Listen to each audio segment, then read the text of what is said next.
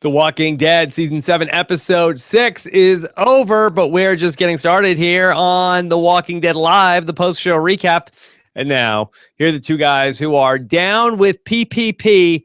I'm Rob Cesternino. Here is Alex Kidwell. Alex, how are you? Doing all right, Rob. I just finished munching on some salted perch. So Whoa! A little thirsty, but... Yeah, Tara night. Tara night, yes, here we are. The Tara-centric episode that people have been clamoring for some time, for as long as we can remember. People are saying, boy, you know what I hope they do on The Walking Dead? If they do one thing in Season 7, I hope we get a 1 hour plus extended runtime Tara standalone episode. Oh, man. And The Walking Dead, they listen to the fans. They delivered here tonight. Well, they delivered something, all right. They delivered.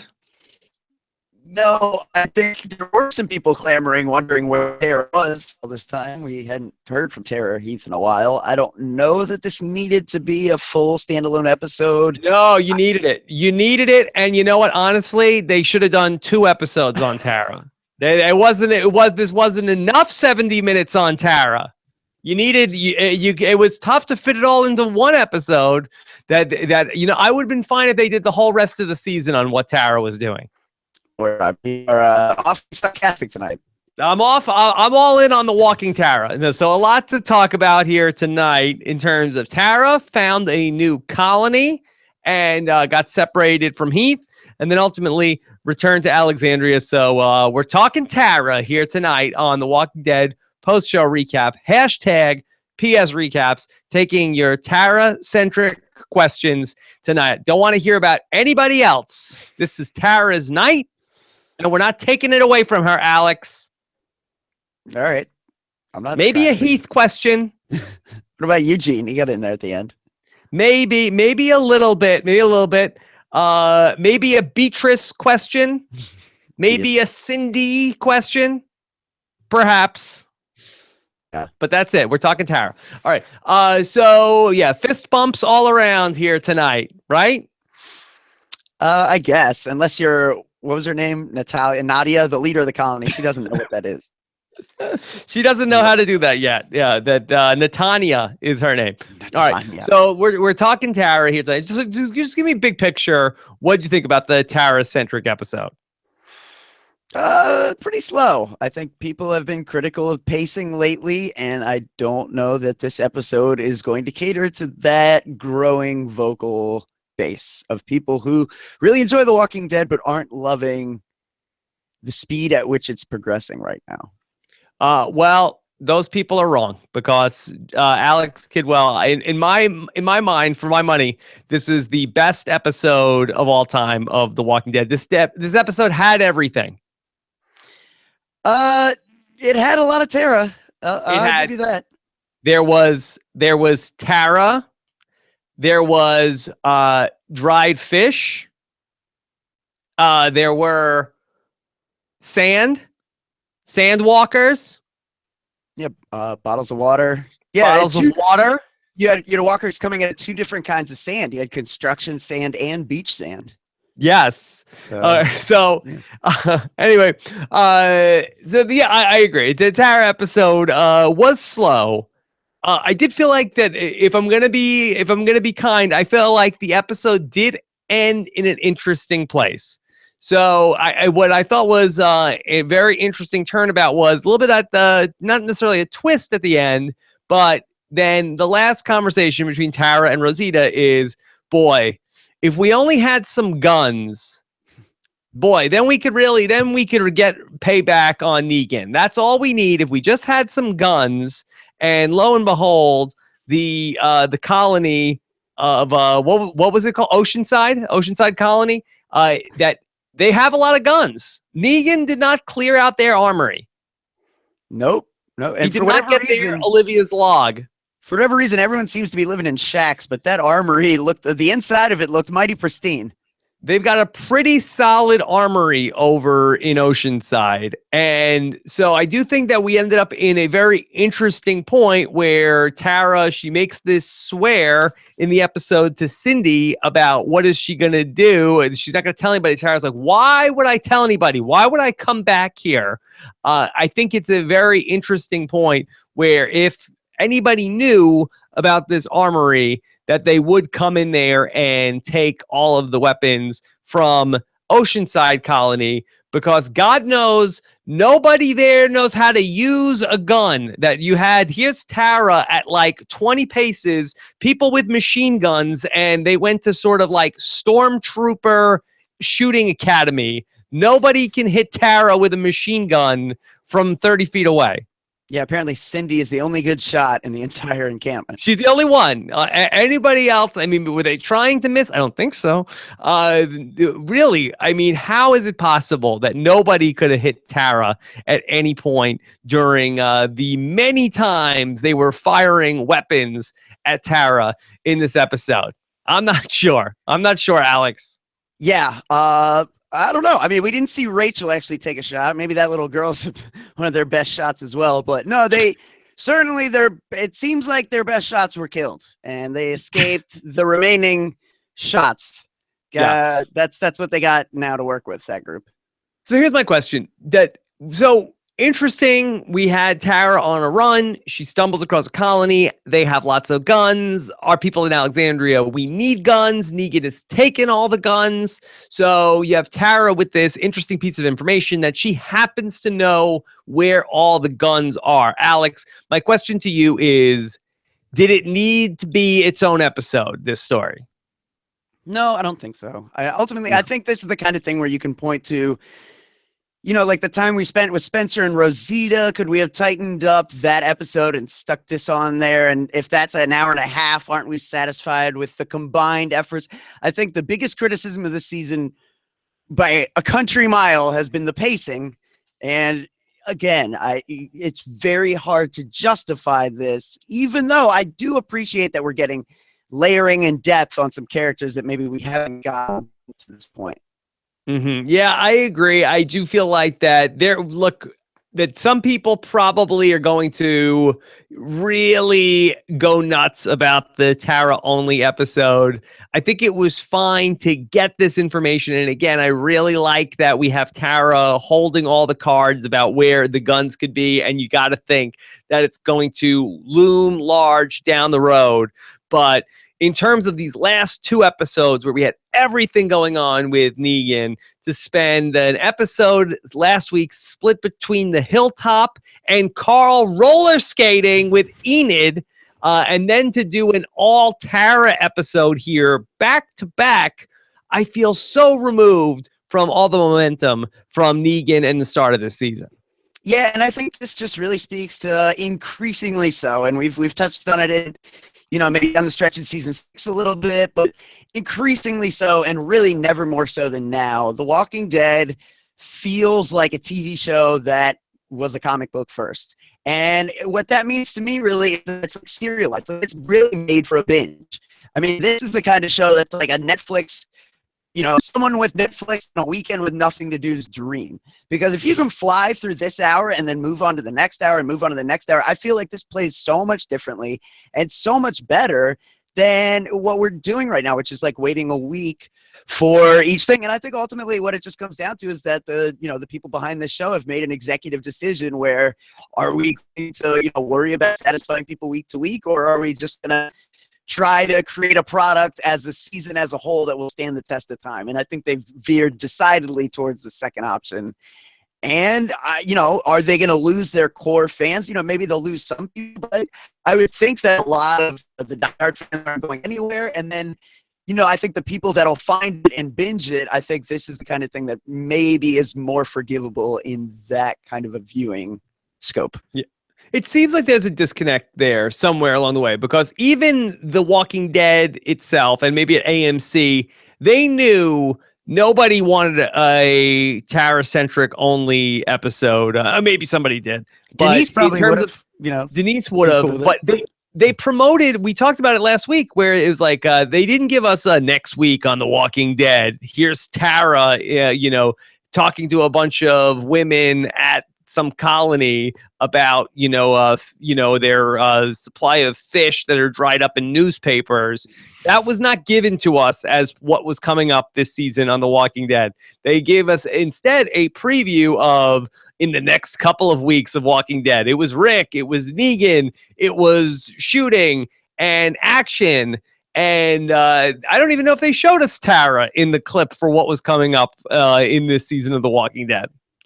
Yeah, well, Rob, I think, the few times they do it in other shows, too, now that I think about it, and I really should have pieced it together at the time, but, I think, I'm not positive Survivor's done it, but I think maybe it has. I know MTV's The Challenge has done this, where if the next episode isn't necessarily, in hindsight, you remember, like, oh, that episode wasn't that good. Often the week before, it's like this season on. You do get that. So I feel like maybe that was a tell a little bit, that the final 2 episodes are going to be much more impactful and much more eventful. And as a result, to keep people on the hook, so to speak, to keep the fish around one more week until they get to the good stuff, they had to just tease everybody with a little bit last week. And we know, from the next time on for this coming time, I mean, we saw Rick, seemingly Alexandria, and then we saw Daryl, which we know he's with Negan, so we know we're going to be bouncing around starting next week. Yeah. It's just, it took us all of a first half of a season, but the final 2 episodes to get here. I mean, it's just what they do, and then the last 2 episodes, we start to get everybody all together again every season of The Walking Dead. It's like the first 2 episodes usually are pretty good, and the last 2 are pretty good. It's just like that the half season run of the 8 season run, it's like 3, 4, 5, 6 really where there's a dip. There's a dip in the middle on these Walking Dead seasons. Okay, but let's not spend too much time talking about that and talk more about what we actually saw on the screen. So Tara and Heath are off on this run. They get split up. Tara gets knocked off this bridge. Alex, can you explain to me what led to the sand pit of walkers? Just explain to me, how did 15, 20 walkers get buried underneath, a couple 1,000 pounds of sand? Well, it looked, if I was trying to give you some kind of scenario, I guess I would say maybe it looked like an area where there'd been an encampment, right? So there were some tents and stuff. So maybe in a last-ditch effort, someone got up in the crane and dumped a bunch of sand on a herd of them, and that was like the guy who got away at the end of the event or whatever had happened. But I'm really reaching at that point, because even then, even if you buy that they all got trapped under that same thing of sand, there still had to be that fulcrum bag that loosed everything, which, like, that was just a really precise Jenga block in the midst of everything here, where she looses that bag ever just so. And it all comes tumbling down. Yeah, it's one of my least favorite things they do on The Walking Dead, where it's like one person like, oh, let me move this one thing. Like, now 10,000 walkers have appeared really out of nowhere to get us. Where you throw the glass bottle and shatter it. Nobody makes a noise, but of course, there are tons of them somewhere. Right. And they've done it more artfully other times, where they're sort of like they're all like locked in a room somewhere, and somebody opened a door, and then they all just start flooding out, and it's like, okay, well, that seems a little bit more plausible than this. I don't even understand. Some people have said, oh no, they were all dormant until somebody walked by, and then, but we don't really see that other times where walkers aren't dormant if nobody's walking by. Yeah, well, they're conserving their energy that is seemingly limitless, but also I got to think that they eventually rot out in the sun eventually. Like they can't go forever. We see some of them getting older and they seem to move slower as they start to decompose and stuff. I got to think there comes a point where they're just not moving anymore because they're so thoroughly decomposed. But yeah, that's a good point. I have read a theory where eventually in the Walking Dead universe that all of the walkers from the people that were around at the time of the zombie apocalypse, eventually all those walkers are just going to liquefy. Right, yeah, or just turn into, straight skeletons, at which point, I mean, the brain is certainly not intact because it's just bones.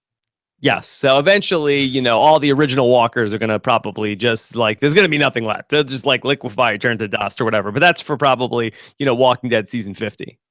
Right, yeah, but it does speak to why, where here we are in season 7, and again, walkers are almost a background point. The walkers were the main antagonists, so to speak, for a little while here, but we've increasingly seen that it's now people, and more so now, I think, than ever. We're at a point where there does seem to be, in general, less walkers. The walkers, like you said, that are around now are mostly, have to be survivors or people who survive to a good point. So there's not a lot of people left. There's not a lot of resources and food and stuff left. So, those that are going to be around, the builders of the new world, so to speak, are going to be and again, it's going to be the negans of the world that they have to look out for, not necessarily the zombies. Yeah. And so, all right. So where's Heath? What's going on with Heath? It's a good question. It seemed, you saw the broken glasses look to be Heath's, and you saw some tire tracks.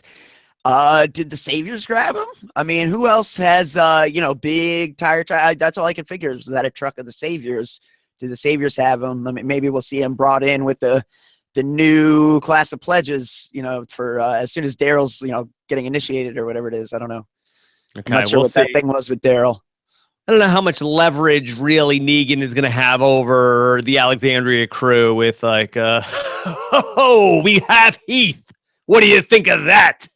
We have Heath. What are you going to do now? I'm sure people care. It's just not the people we care. I don't know. What do you want? What do you want, Negan? What do you want else with Heath? Yeah. Well, I mean, he's the guy who's inclined to go on runs and happy to go out and do stuff like that. And with the loss of Glenn, I think you got to have that guy. I think that guy, you look around and you're not seeing a lot of those guys anymore. And it's important to have that guy and someone you can trust. You can't send Spencer out because, he's going to be eating it on the way home and stuff. You can't trust him to bring back everything he finds, so to speak. So no. Important to have a guy who can go out, who's willing to volunteer, go on runs. He's not going to get shot with an arrow out of nowhere. Yeah. Has his feet under him. All right, so Tara ultimately gets discovered by Cindy and the Oceanside colony, and we get a lot of the backstory in terms of what was going on there, that they were people under the thumb of Negan. Negan killed all of the men in their colony. It seems like a unusual choice for Negan. We haven't seen him do this with anybody else. Did it sort of not work out as he planned to kill off all the men? Because he has not gone with that move anywhere else. Yeah, I mean, who knows what really led to that? But maybe it was a situation where they implied that they tried to mount a resistance, like we tried to fight back and stuff like that. So I wonder if maybe all the men, or most of their fighters who were probably men at that point. I think it's implied that a lot of them are not good shots, which makes me think that there were very, very few, if any, women as part of their core fighting group to start with. So. Probably a lot of the men attacked. Most of them were killed, and the ones that weren't, to make an example of, that's his move in that spot. And I think, it's twofold. One, he feels like he's taking out everyone who is capable of fighting back and none of the people who are maybe planting and stuff. And then two, hey, you're all single now. So how's it going? Oh, Negan's going to marry Beatrice? I mean, he's got options, Rob. He's got increasingly more options with all the more husbands he kills. And Natanya? I mean, he can keep her around to, whatever. I don't know. She's certainly capable. She can lead a group. She can make food. He makes a mean fish stew. Yeah. They have an endless supply of fish at Oceanside. Not this environment. I mean, food is scarce and hard to find, and most of it's canned, which even if you're starving, you don't love canned food. Nobody loves canned food. So I mean, the fact they're getting fresh fish and mixing it in with some good stuff, not a bad setup they've got, as long as they don't get found, because for all their guns, they still don't have the people to fire them. Yeah. All right. So they told Tara that she could go back to her camp, but it does seem as though the fix was in to take Tara out and execute her. Really botched execution of Tara going on there at Oceanside. I'm not sure why they needed to go through this whole sort of dog and pony show when they had Tara tied up. Yeah, I had trouble figuring out who was the first to turn on who there. Like it did seem like that was the way it was going, but it didn't seem like a sure thing. So I thought it was interesting that it was really like a back and forth of like just no one can fully trust anyone in this world, and especially when you've been burned and experienced people like the saviors. I mean, you just can't get on the same page. And I think that speaks to, when people are talking about getting frustrated with how Negan's just like dominating things and how the saviors are just in control. And if that continues for a while, I'm sure that'll be more frustrating. But I think this is a strong example as to why that's the case. When people are divided like that, it's so hard for them to come together because the world has taught all of these people that the only way to survive is to trust the people that you already know.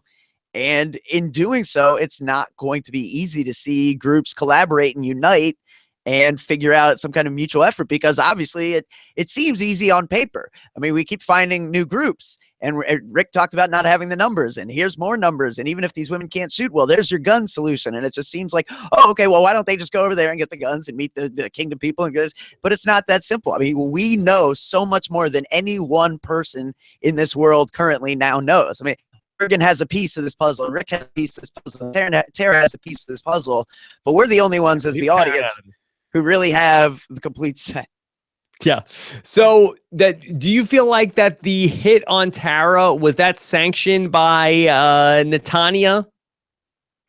If that's indeed what was going down, then yes, of course. I mean, I think one thing that was very clear from that community is they may not have a lot of great warriors, but she didn't have very clear commands. I mean, no one was moving without her saying no.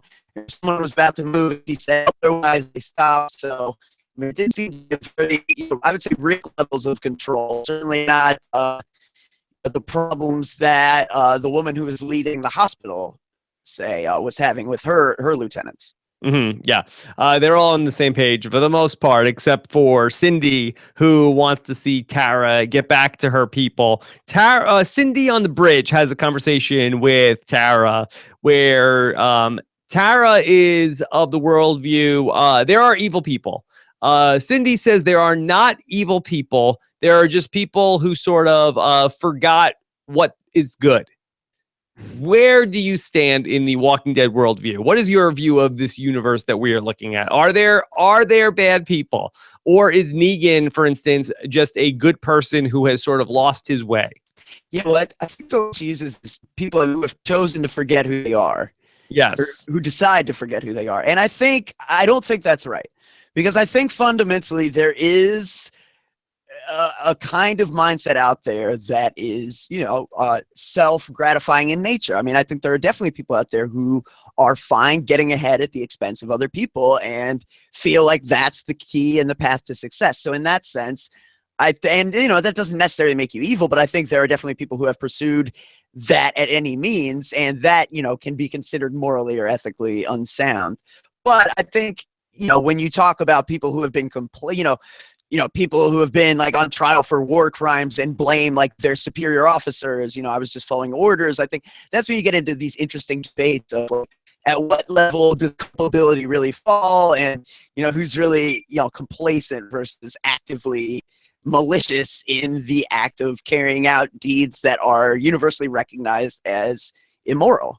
And what's even immoral anymore? I mean, does this world have not only obviously it doesn't have any legal laws anymore, but are the laws that just, other natural laws of people, do they even apply anymore? And if so, what are the, changes that have to be made to that? That's something that's been playing out, I think, throughout the course of the entire series. Yeah. In terms of, though, the characters that we've met in this world, I feel like that's a tough pill to swallow, to sort of look at the universe of The Walking Dead and to say there are no bad people, especially where we have seen so many people who are sort of like one-note villains in this universe. How could we come away from watching this show and accept the notion that there are no bad people? Yeah, I think that's a great point. And that's why I think, it would have been cool, at least in my mind, like we did a little bit of like a governor backstory. And I felt like this isn't The Wire. You know what I'm saying?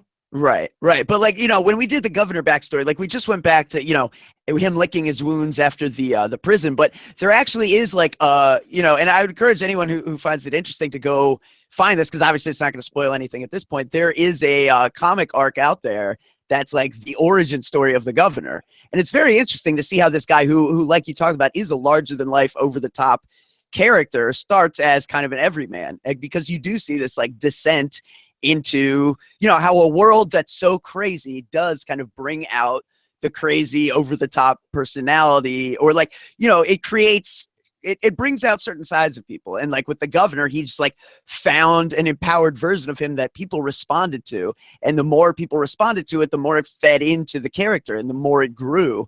And so I think it's interesting to see how the world itself really does shape the people that are set up to take advantage of what changes it offers versus what they were in beforehand.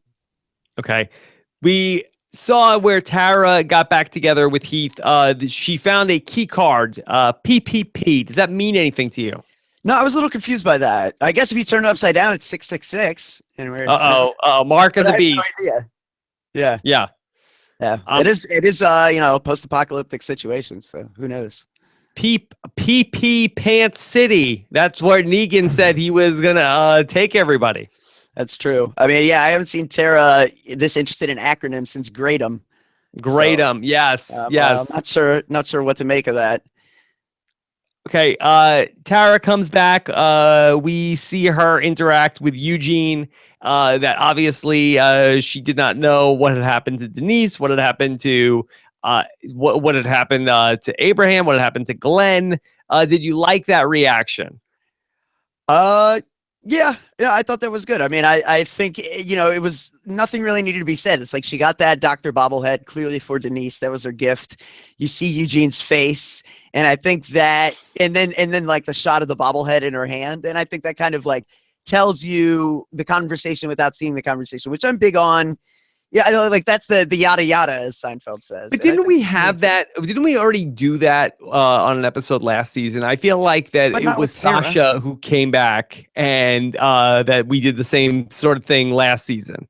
But Tara was dating Denise, and somebody had to. I mean, she said, she had to get back to her girlfriend. And although, I mean, Cindy was, making her charm bracelets and stuff, and I don't know. Yeah, I think that was sort of unexplored what was going on in that other colony. I thought that we were going for like, here's Tara and she found this colony of only women. I thought that was going to be at least mentioned.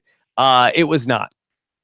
Well, I mean, we found out why there aren't men. We just we have yet to see how it plays out. I mean, it does seem interesting in who has found what colony. I think it's interesting to see Morgan, who has had a past of conflict, and Carol, who is currently dealing with conflict in the kingdom, which is a very interesting and unique and different place where you can get a whole unique kind of perspective on things. And conversely, Tara, who we know has, been dating multiple girls and keeps losing girlfriends and has to deal with kind of like the loss and the heartbreak of these kinds of situations. Like, she now finds herself like surrounded by, girls who are interested in her and want her to be an active part of their community. And Cindy's made her bracelets and seems to like be, saving her life and standing up for her, and, is potentially flirting with her. I don't know, but it's interesting. And I'm curious to see where it goes from here. If we do see like, we've seen maybe Maggie and Sasha will step up as some kind of leaders in the Hilltop community. If we were to see something similar where like, if somehow Tara makes it back to that group and, gain some kind of leadership position there, and Carol with the kingdom, I think that's probably on some level. It's like we need somebody from the Alexandria Safe Zone on the executive council at each location. Okay. That's what needs to happen. We need some sort of a United Nations of the Walking Dead universe. Right. Yeah. Okay. And somehow you need to not find out about this. You need to do it without Simon's watchful eye on you. Yeah, not the United Negans. That's not what we need. No. All right. So they're already too united. The two united. All right. So let's go ahead and let's start to get into some of the questions that you guys have for us about this episode. Is there anything else any other points from the episode that you want to touch on? I can't really think of any. It's just, it is like you said, I think it's a little frustrating to do, we can't do 1 hour. We can't like limit ourselves to an hour. And I think that speaks to maybe that AMC is giving them a little too long leash over there at The Walking Dead. I think The Walking Dead is their baby, and I know that they're treating it as such. But I think maybe that in giving them free reign to make episodes as long as they want, it allows them to be lazy when it comes to some of the storytelling and stuff. And I think maybe there is an element of, keep people honest when it comes to a time slot and stuff like that, that could be beneficial for all parties involved. So, I'm interested in that going forward. But yeah, ultimately the fact that we did more than an hour and Heath is still an unknown after all this, I mean, it's a little bit tough to chew. Mm-hmm. Yeah. It's a little chewy for me.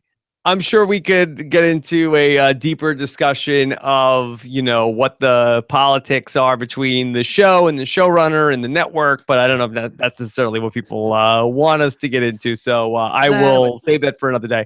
Okay, let's get into our hashtag PSRecaps questions.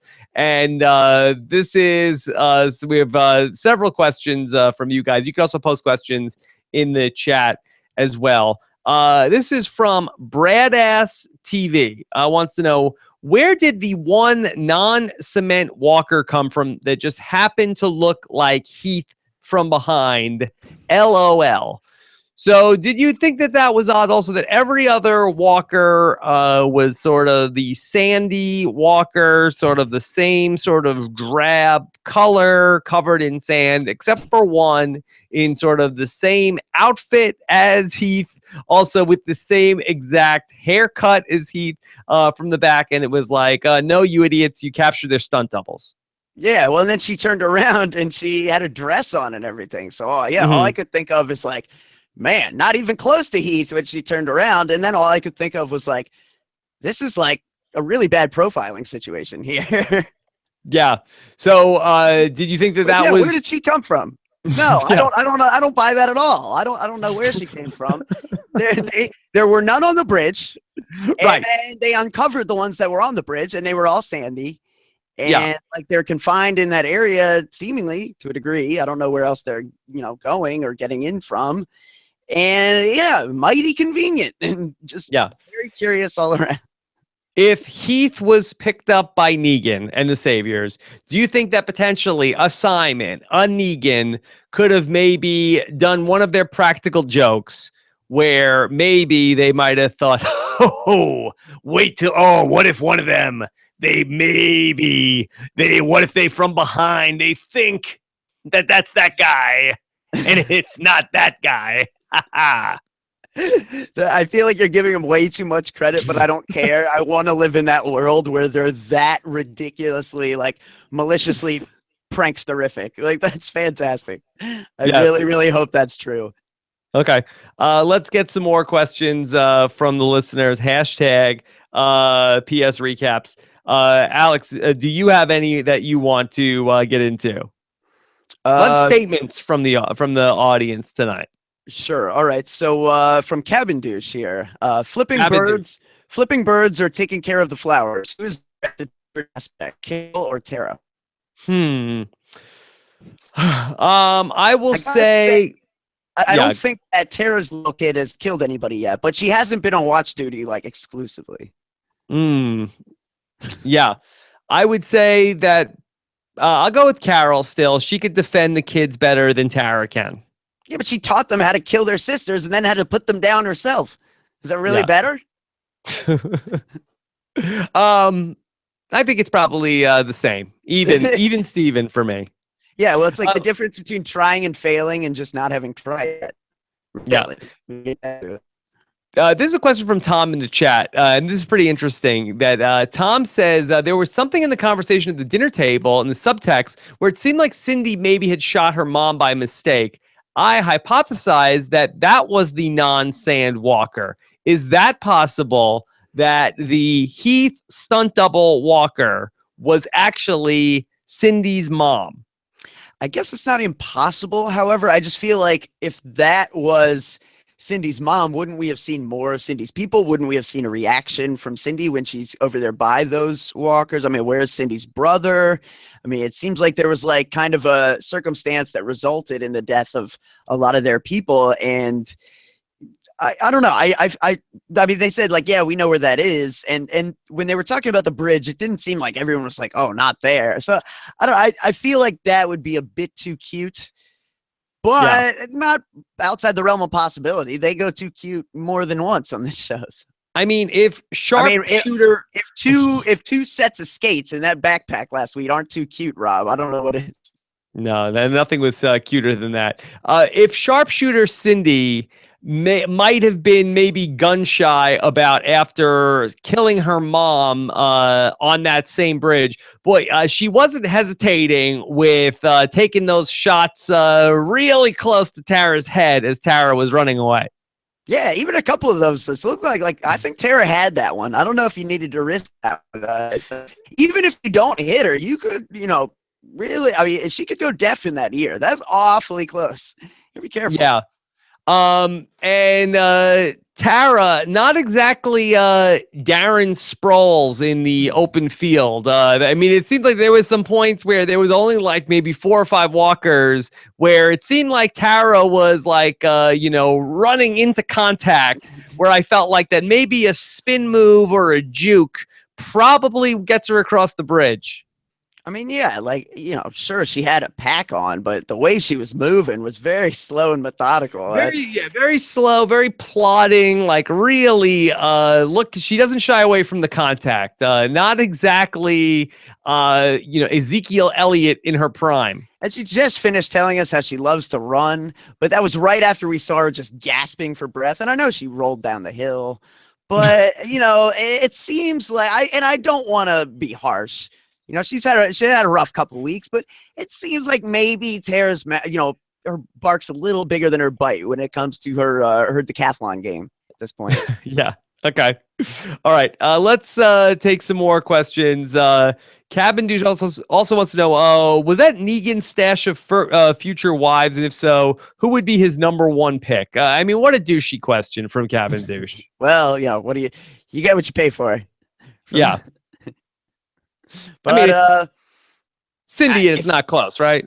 Well, if he knew they were there, yeah, I think he'd he'd see who's interested. I think that's his move. He'd be like, hey, I've got resources and stuff. And we can watch Jack and Jill. I've got like reruns back at the only movie theater left in the known world.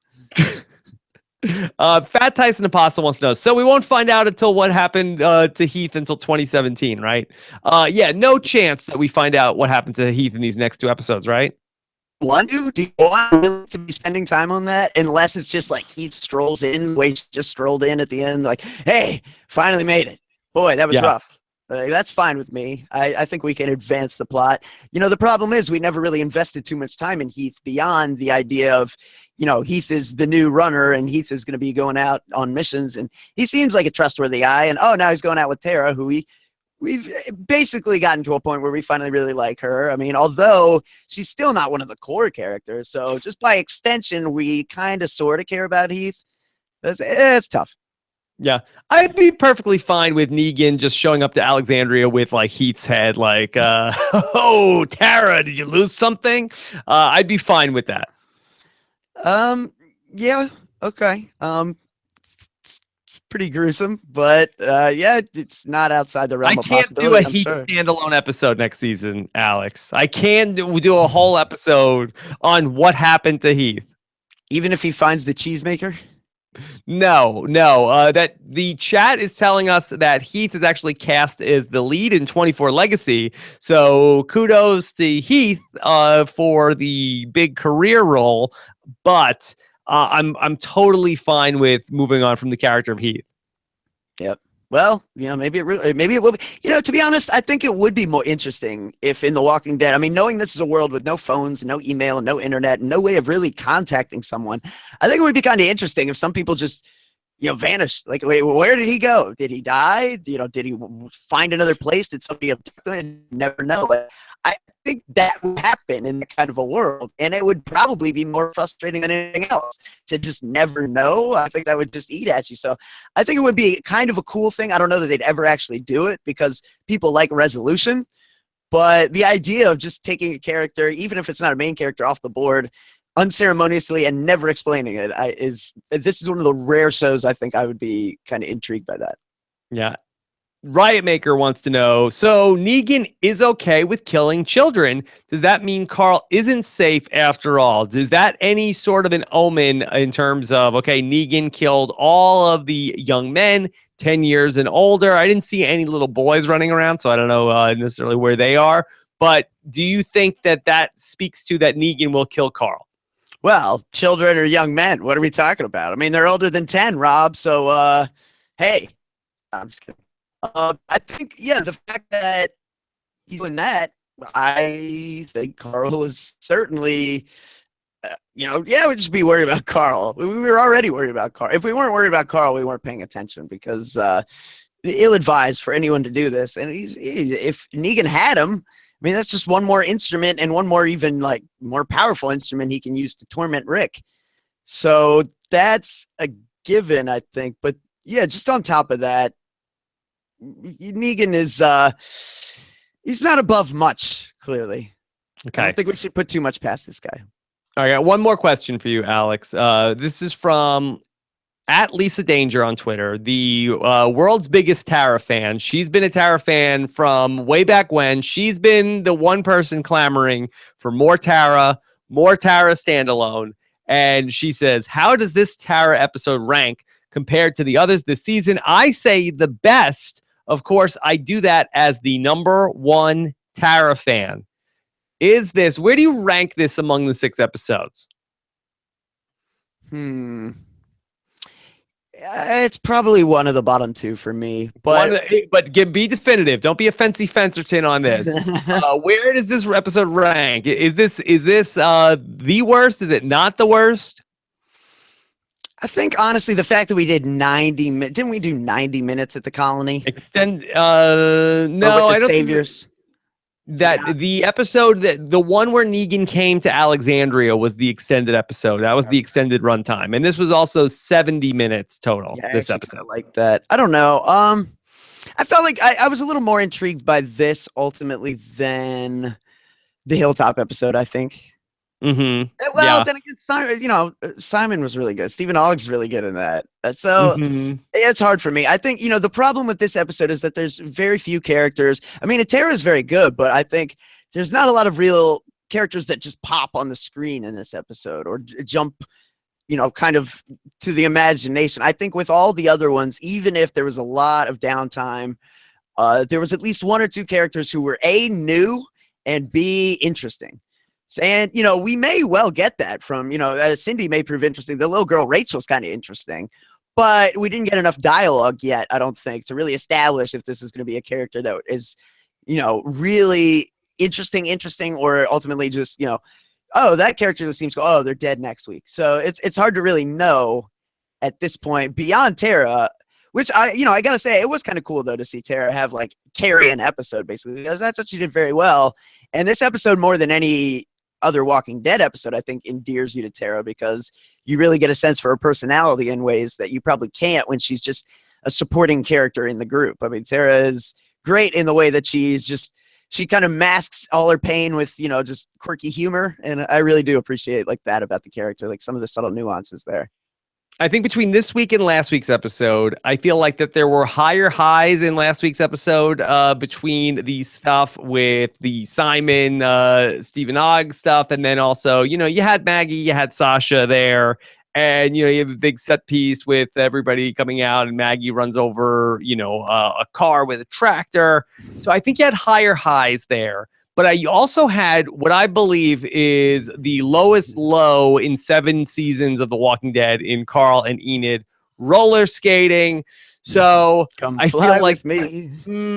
It's tough for me. It's tough that I feel like that this was more of Gregory too. That guy sucks. Yeah. Yeah.